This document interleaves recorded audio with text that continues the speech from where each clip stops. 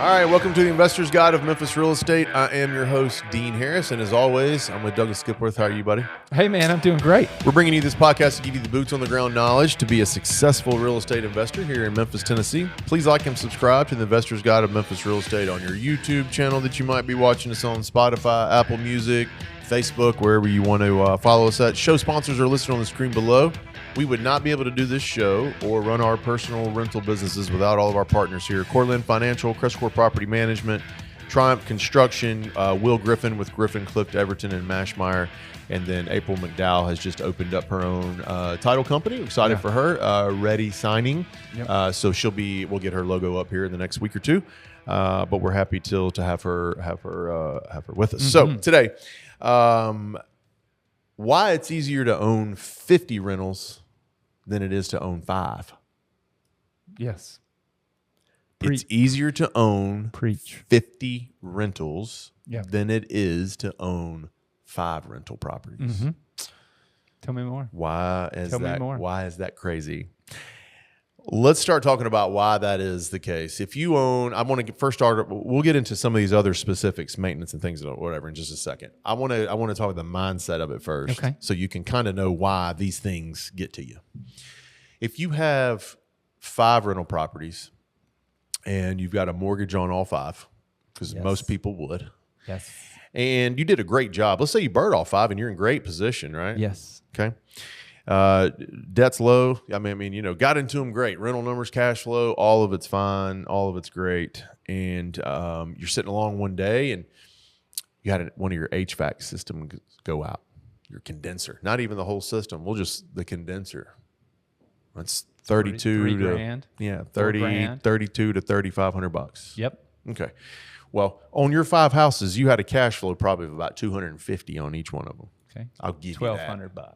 $1,200. I'll even give you $1,500. Let's say you just did a kick-ass job on getting those things. Awesome. Just killer. You had $1,500. Set you back 2 months. Now you're back 2 full months and a little bit of the next month. And a little bit. And man, are you upset? And you should be. Man, that sucks. That's what?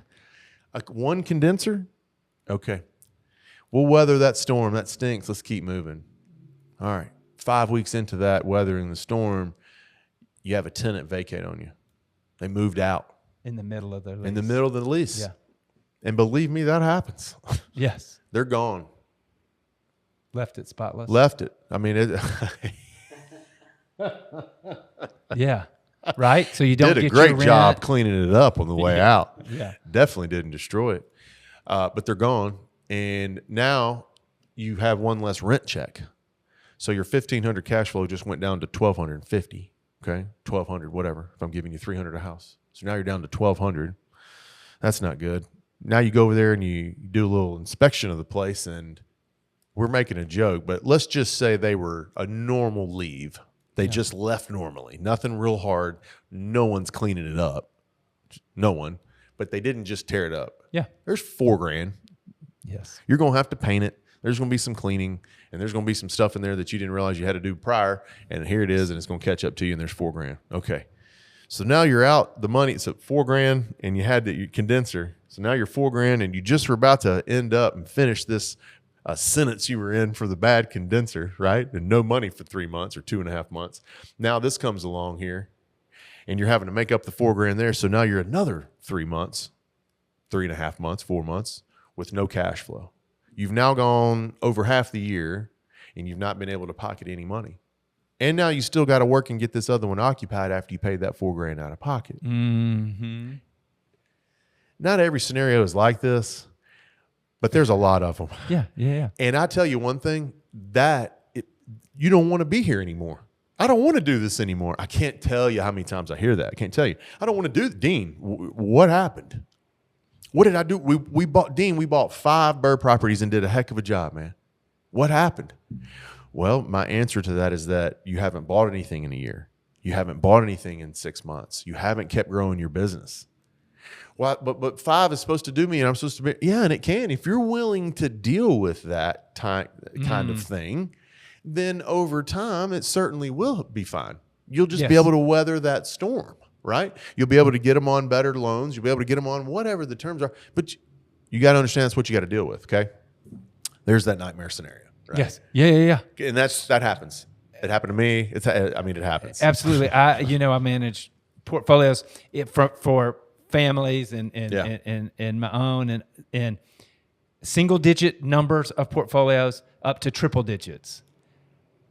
I wring my hands more on single digit portfolios because of this scenario you described. Like every rent check matters. Every expense matters. Yes. Not that they don't matter over here. No, we're going to talk about those. But the mindset of that guy. Like the mindset, it's more stressful. It's just more worrisome. White knuckling. Everything about it is, oh gosh, everything matters. I mean, you can just feel every little bump in the road when you have a single digit portfolio. It's the 8th of the month is my rent here. It's the 8th. Yes, mortgages.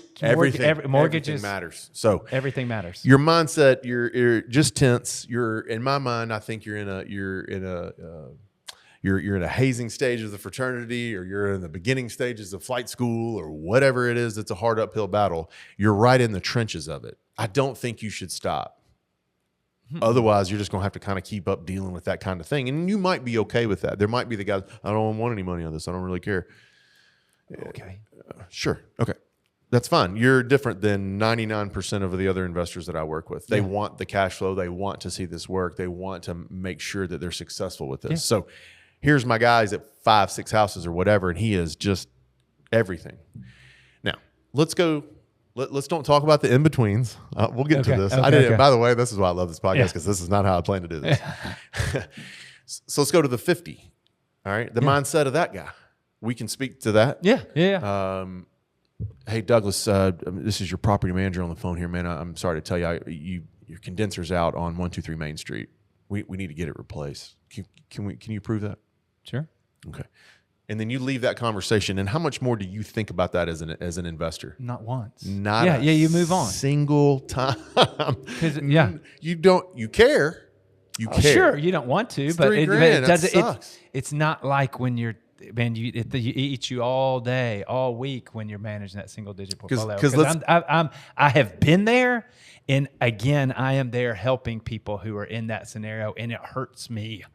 Yes, because you got to relay the news, and it's like, hey, I'm sorry we had to spend X. And I'm helping them do that, and part of it, and it's like, your income level is now this. Yeah. Oh, no. I mean, I worry about it because you don't want to be the bearer of that message. No. So the investor with 50, and we don't even have to say 50, but I just used it because it is easier. But 15 is probably maybe 16, 17 is where you kind of start to lose a little bit of the white knuckling. You start to ease up. But if you do have the 50.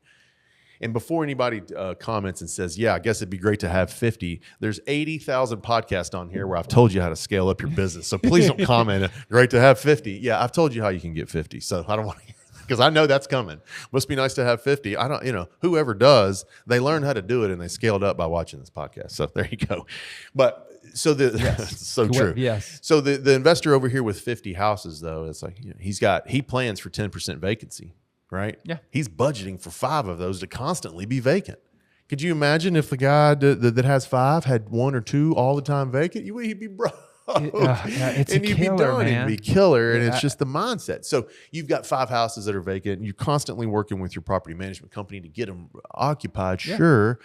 But you're not losing sleep. Why? Because you have 50 houses in this example giving you $250 to $300 in cash flow. That's $15,000. I mean, okay, so we had a condenser go out. A couple of tenants aren't paying. Yeah. I had some maintenance issues that came over here, and I still made $8,000. Yeah. Wow, what a terrible month.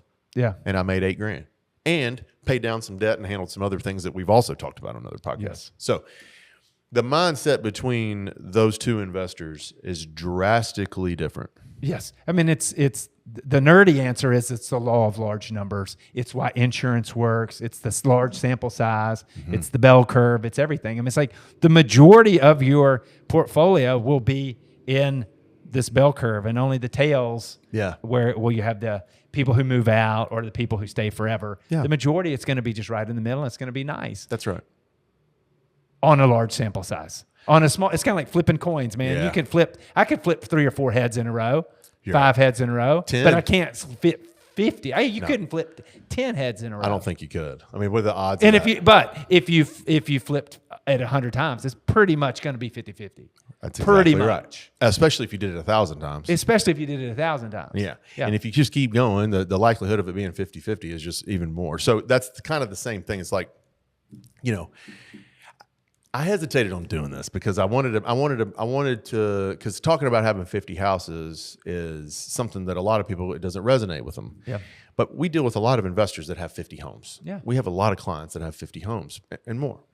And, both you and I do. Yeah. And one thing that I can attest to is this is the gospel. This is the truth. Because I've had 5 and 6, and man, as God is my witness, I watched every sneeze.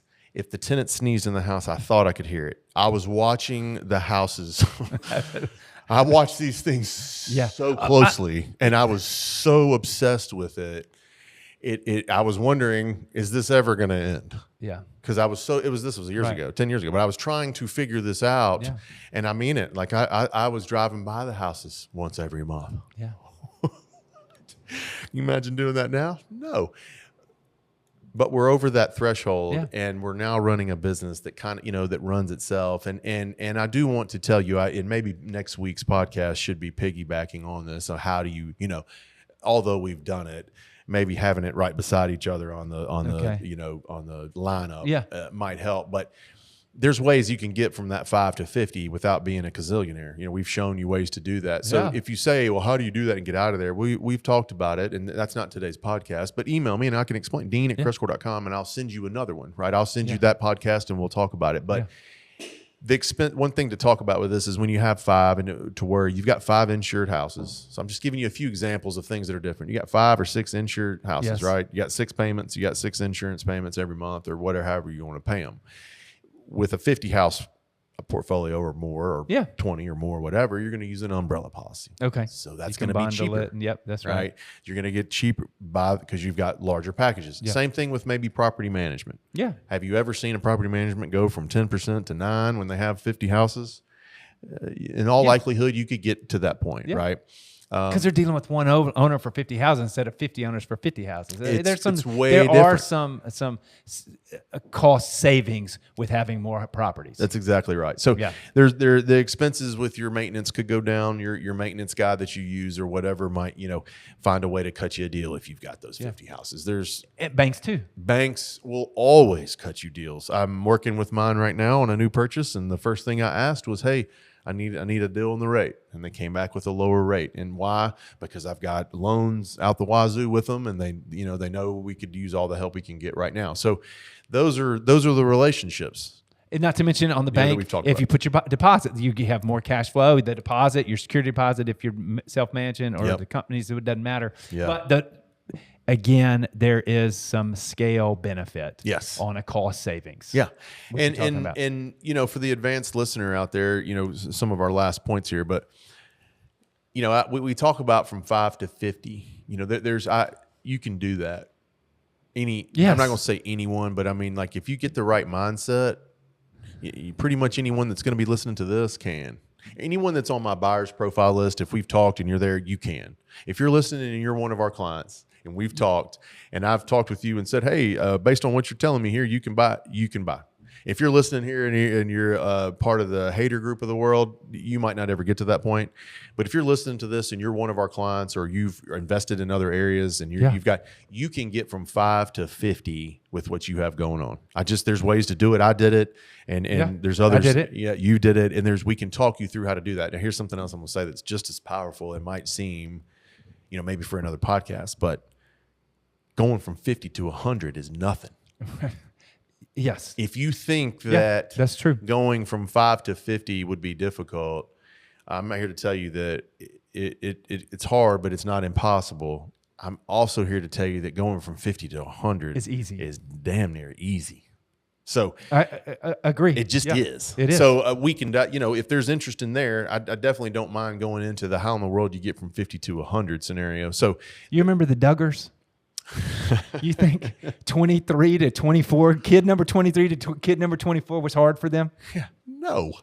No. Yeah. Once you get past a certain What's the point, difference? what's the difference? Yeah, they plug them into the system. You just plug it into the house, into the system, man.